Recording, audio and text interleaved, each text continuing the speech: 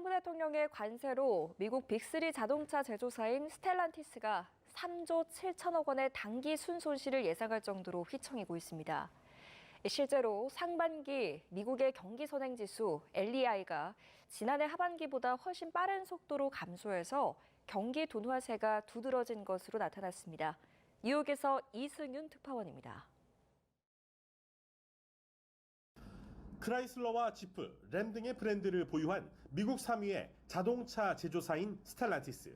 트럼프 대통령의 자동차와 부품에 대한 25% 관세로 상반기 중 3조 7천억 원의 단기 순손실을 예상할 정도로 휘청이고 있습니다. 특히 관세 부담과 관세 대응 차원에서 빚어진 생산 손실로 상반기 중 4,800억 원 규모의 순이익 감소를 우려하고 있습니다.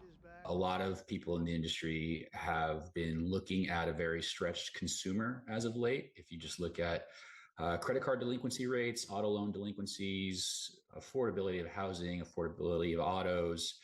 미국 내 다른 기업들도 관세로 허덕이기는 마찬가지입니다. 상반기 미국의 경기 선행 지수 LEI가 지난해 하반기보다 훨씬 빠른 속도로 감소해 경기 둔화세가 두드러진 것으로 나타났습니다. 미국의 경제 분석 기관인 컨퍼런스 보드는 6월 LEI가 전월보다 0.3% 하락해 기준선인 100 아래인 98.8을 기록했다고 발표했습니다. 올해 상반기 LEI는 2.8% 하락하며 지난해 하반기에 마이너스 1.3%보다 큰 감소폭을 기록하며 빠르게 침몰하고 있습니다. 이는 관세로 소비자 물가가 오르자 실질 소득이 줄어 소비 둔화와 제조업 신규 주문 감소, 기업의 투자와 채용 보류가 이어진 여파로 풀이됩니다. 컨퍼런스 보드는 경기 침체를 예측할 상황은 아니지만 관세 충격과 이에 따른 소비와 투자의 압박이 있다며 관세 영향이 하반기부터 더 두드러질 것으로 내다봤습니다. 뉴욕에서 YTN 이승윤입니다. 트럼프 대통령이라는 엄청난 불확실성이 있지만 그래도 뉴욕 증시는 강합니다. 기업 실적에 대한 낙관론이 퍼지면서 S&P 500과 나스닥은 또 한 번 사상 최고치를 기록했는데요. S&P 500은 0.14%, 나스닥은 0.38% 상승했습니다. 다만 다우는 0.04% 소폭 하락했습니다. 그럼에도 트럼프 변수는 여전하긴 합니다. 먼저 항상 불거지는 문제죠. 미국 연방정부의 업무 정지, 그러니까 셧다운 우려가 또 커졌습니다. 트럼프의 국정 과제가 담긴 이른바 OBBBA 법안 처리 과정에서 공화당과 민주당의 갈등이 심각했는데요. 이 앙금이 연방정부 예산 편성에 영향을 미칠 수 있다는 겁니다. 실제로 척 슈머 민주당 상원 원내대표는 공화당 의원들에게 정부의 자금 조달이 평소처럼 진행될 것으로 기대하지 말라고 경고하기도 했는데요.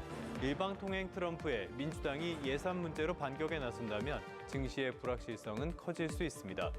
관세 협상도 여전히 변수입니다. 8월 1일 상호관세 부과 시한이 이제는 정말 얼마 남지 않았는데요. 스콧 베선트 재무장관은 협상이 순조롭게 진행되고 있다고 주장했습니다. 그러면서 8월 1일이라는 시점이 중요한 게 아니라 합의의 질에 더 관심이 있다고 강조했는데요. 시간 문제에서는 미국이 유리하다면서 속도전을 펴진 않겠다는 뜻을 밝힌 것으로 풀이됩니다.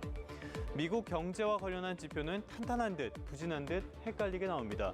이번에는 경기 상황을 앞서서 보여주는 경기 선행지수 지표인데요. 6월에 이 지표가 한 달 전보다 0.3% 하락했습니다. 시장 예상치가 0.2% 하락이었으니까 예상보다 더 나빴던 거고요. 올해 상반기에만 2.8%나 나빠졌습니다. 이건 지난해 상반기 1.3% 하락을 훨씬 밑도는 수준입니다. 소비자들의 경기 기대 심리가 나쁘고요. 제조업 신규 주문은 부진한데 고용도 조금씩 흔들리고 있기 때문입니다. 이 지표를 발표하는 컨퍼런스 보드는 올해 미국 경제 성장률 전망치를 1.6%로 유지했습니다. 경기 침체까지는 아니지만 2.8%였던 지난해보다는 확실히 나빠지는 셈입니다.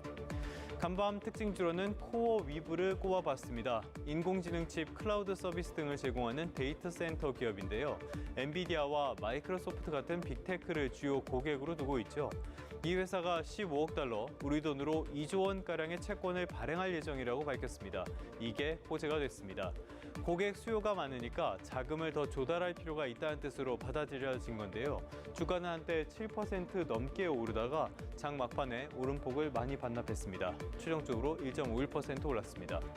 기업이 자금 조달에 나섰을 때 주가가 어떻게 반응하는지는 그 회사의 재무 상태나 실적 그리고 전망에 달려 있습니다. 만약에 실적도 나쁘고 전망도 어두운 회사가 대규모 자금 조달 계획을 발표한다면 주가에는 부정적인 영향을 주게 되겠죠. 어떤 사안에서도 기업의 내용이 무엇보다 중요하다는 뜻이기도 합니다. 지금까지 3분 뉴욕 증시였습니다.